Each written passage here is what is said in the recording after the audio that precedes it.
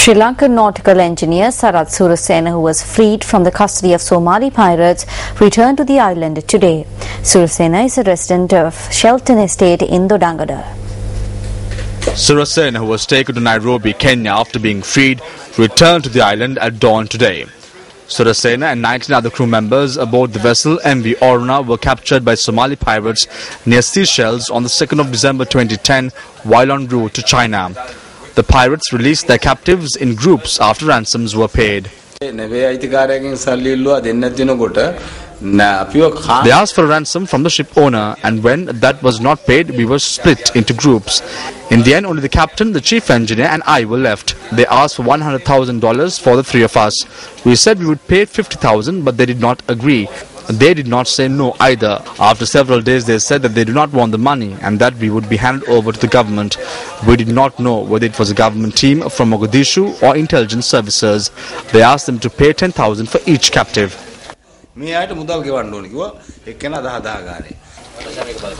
The pirates had then taken steps to send the three captives, including Surasena, to Mogadishu. Since then, Surasena was assisted by the Sri Lankan embassy in Nairobi, Kenya. The embassy in Nairobi contacted me and said there was no problem and for me to stay there. They said that there was a problem with the passport and that they would resolve it. They asked me not to be anxious and to stay where I was. Afterwards, the Home Affairs Minister of that country handed me over to the UN. The UN took me to Nairobi and the Sri Lankan embassy took custody.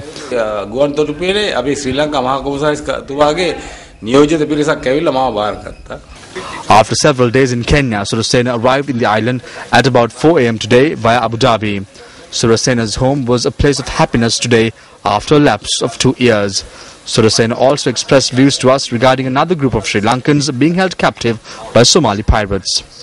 There is another ship called Alibdo, which is owned by a Malaysian company. There are 6 Sri Lankans aboard that ship.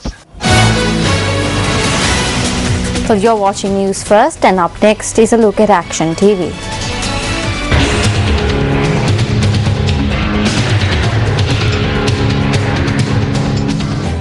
The biggest obstacle for area residents to make maximum use of the SL Gunapala Silva Sports Ground in Colombo North is the pile of garbage that has amassed adjacent to it.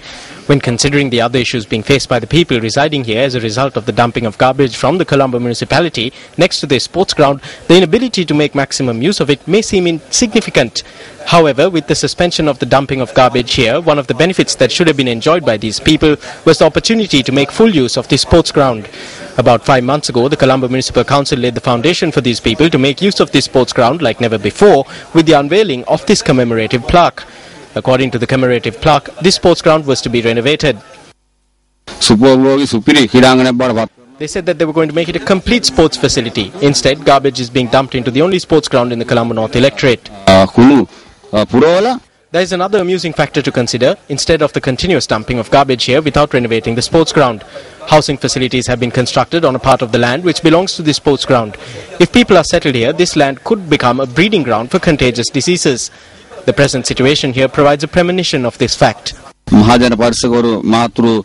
The public health inspectors are sent here to see if there are mosquito breeding grounds, and obviously there are breeding grounds because of the filth. So who should they impose fines on? Who should they file cases against?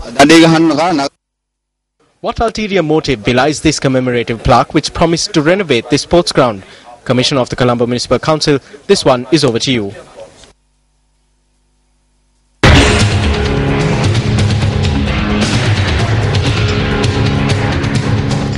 UNP parliamentarian Ravi Khananayaka says that the government aimed to score political points through the Rizana Nafik saga. The MP levelled this allegation at a meeting held in Colombo today. Ravi Khananayaka met with members of the UNP Colombo North communication team this morning. I asked a question in Parliament as to what the government was doing in the case of Rizana Nafik. On Wednesday, when I asked this question, I heard through Reuters news agency that a problem like this had arisen.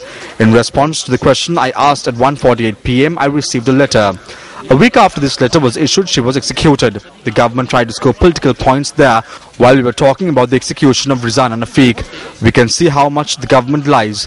Because of GLP Research's inability, the ambassador to Saudi Arabia was recalled. is it fair to recall the ambassador without sending GLPs home?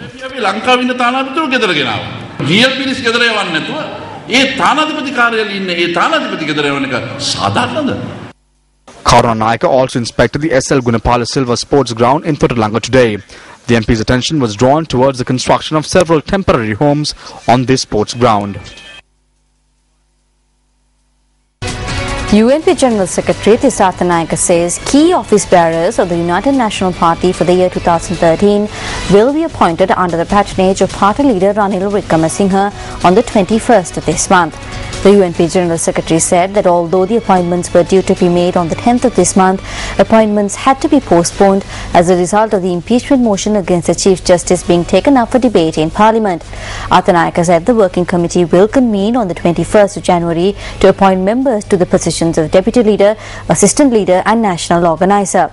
Athanayaka added that while the party leadership will submit the list of nominees to the working committee, the duties of persons appointed to the relevant positions will be confirmed separately.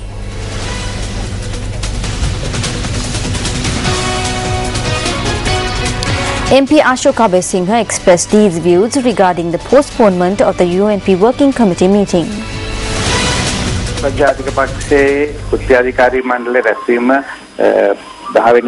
It was said that the UNP Working Committee meeting will be held on the 10th, but it has been hastily postponed to the 21st. As parliamentarians of the party, we are waiting to see what reasons belie this postponement.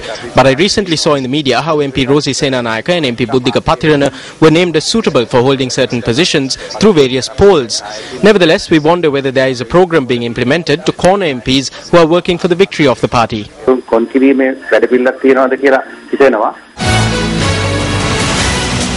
Another phase of the Sajid Premadasa Sahana Yatra program was held in Bingiriya today under the auspices of UNP Deputy Leader Sajid Premadasa. People affected by the floods were provided relief at the Sajid Premadasa Sahana Yatra program held at the Mudalivatta Community Hall in Bisogama, Bingiriya.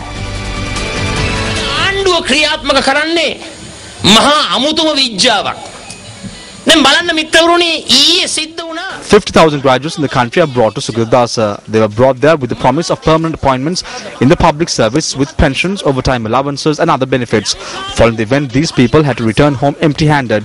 When my father was in power, 40,000 were brought to Sugridasa, but they were not sent home empty-handed.